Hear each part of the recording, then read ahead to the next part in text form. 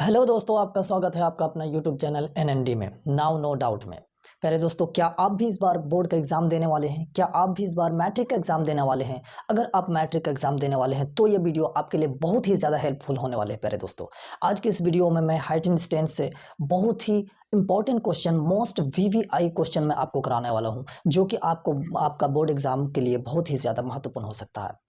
तो चलिए क्वेश्चन की ओर बढ़ते हैं, लेकिन उससे पहले अगर आप चैनल पर नए हैं तो आपसे रिक्वेस्ट है कि आप चैनल को सब्सक्राइब करें और प्रेस द बेल आइकन, ताकि आने वाले वीडियो का नोटिफिकेशन आपको सबसे पहले मिल सके। तो चलिए समय को व्यर्थ ना करते हुए मैं प्रथम क्वेश्चन की ओर बढ़ता हूं। आपके स्क्रीन में क्वेश्चन शो कर रहा होगा, मैं पुस्तक से क्वेश्चन को पढ़ता हूं। ये एक उदाहरण है जो कि बहुत ही ज़्यादा महत्वपूर्ण उदाहरण है कि भूमि के एक बिंदु P से एक 10 मीटर ऊंचे भवन के शिखर का उन्नयन कोण 30 डिग्री है। भवन के शिखर पर एक ध्वज को लहराया गया है और P से ध्वज के शिखर का उन्नयन कोण 45 डिग्री है। ध्वज दंड की लंबाई और बिंदु P से भवन की दूरी ज्ञात कीजिए।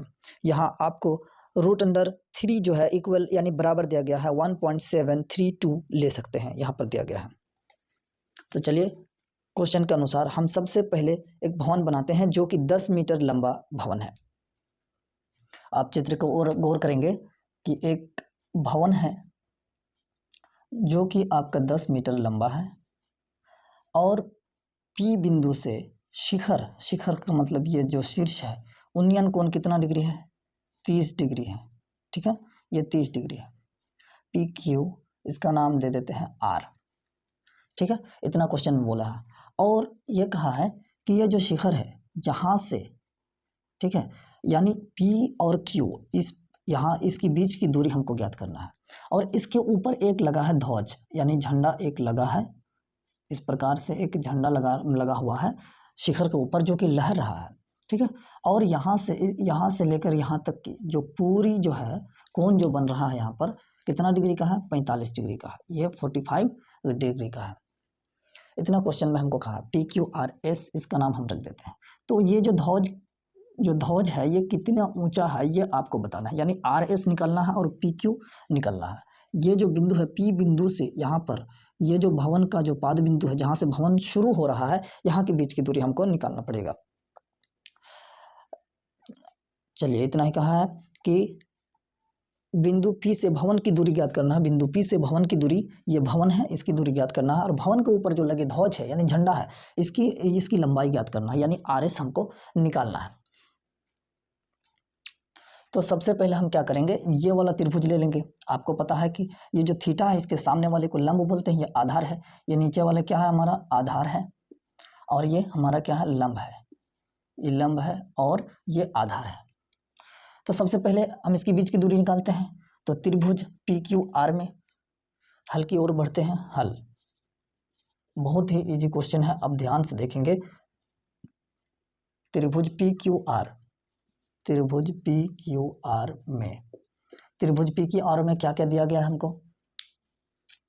त्रिभुज PQR, तो इसके सामने वाला जो होता है, यानी ये थीटा के सामने वाला जो भुजा होता है, ये क्या होता है? लंब होता है। ठीक है, ये लंब होता है। तो ये समकोण त्रिभुज, ये 90 डिग्री है आपका। कोण कितना डिग्री है? 90 डिग्री है। तो सबसे पहले क्या हम लिख सकते हैं? तो ये लंब बटे आधार किस में आता है? tan थीटा में आता है। लंब बटे आधार tan थीटा में आता है। तो tan 30 डिग्री बराबर क्या होता है? लंब बटे आधार, यानी लंब कितना है? RQ या QR, RQ बटे में PQ। अब मान इसका रख देंगे। tan 30 डिग्री का कितना आता है? 1/√3 बराबर RQ का मान देखें। RQ का मान 10 मीटर दिया गया है, 10। ठीक है, और PQ तो हमको निकालना। अब इसको हल करें, बहुत ईजी क्वेश्चन है। क्रॉस मल्टीप्लाई करेंगे, मतलब इसको साथ कोना कोनी गुना करेंगे और इसका इसके साथ गुना करेंगे। तो ये क्या आ जाएगा? PQ बराबर 10√3, ये मीटर है। चलिए कुछ चीज़ें दिया गया है क्वेश्चन में जो आपको पता होना चाहिए। √3 का मान दिया गया है। √3 का मान कितना दिया गया है? √3 का मान जो हमको क्वेश्चन में दिया है वो दिया है 1.732 दिया गया है हमको रूट का मान। तो यहाँ पर रूट का मान अगर रख दें तो PQ बराबर 10 इंटू में 1.732, जो कि आ जाएगा PQ बराबर 1732 मीटर। ये आ गया आपका PQ की दूरी। ठीक है। अब हमको निकालना है कितना, आर एस की दूरी। तो अगर बड़ा वाला त्रिभुज को ले लें और उसमें से सिर्फ हम आर क्यू जो निकाले अभी, इसको अगर घटा देंगे तो आर एस की दूरी हमारा निकल जाएगा। ठीक है। अब हम लिखेंगे त्रिभुज किसमें, पी क्यू एस में, त्रिभुज पी क्यू एस में। आप लिख सकते हैं एस पी क्यू में, ये थीटा को बीच में आप रख सकते हैं, कोई दिक्कत नहीं है। ठीक है। तो इसमें भी क्या है, ये थीटा के सामने वाला ये लंब हो गया, आधार हो गया, इसमें भी टेन थीटा लग जाएगा। तो यहाँ क्या लिखेंगे, 45 है, बड़ा वाला त्रिभुज ले रहे हैं, बराबर कितना होता है, लंब बटा आधार, यानी एस क्यू और बट्टे में क्या चीज, पी क्यू।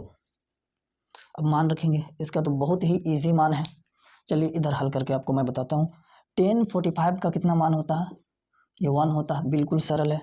एस क्यू तो हमको निकालना है, ठीक है, एस क्यू और बट्टे में पी क्यू का मान हम जस्ट अभी निकाले, कितना, 17.32। अब आगे इसको हल करते हैं, अब क्रॉस मल्टीप्लाई करेंगे तो कितना आ जाएगा, 17.23 बराबर एस क्यू। अब एस क्यू तो पूरा का मान नहीं निकलना, उसमें से हम आर क्यू का मान अगर घटा देंगे तो निकल जाएगा 17.32 बराबर एस क्यू। किसके बराबर है, एस क्यू पूरा बराबर है किसका,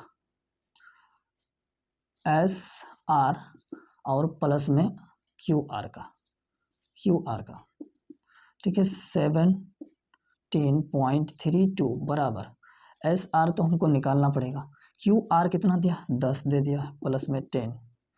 अब इसको इधर लेके आ जाए, 17.32 माइनस में 10 बराबर एस आर, जो कि अब 10 घटा देंगे तो 7.32 बराबर एस आर।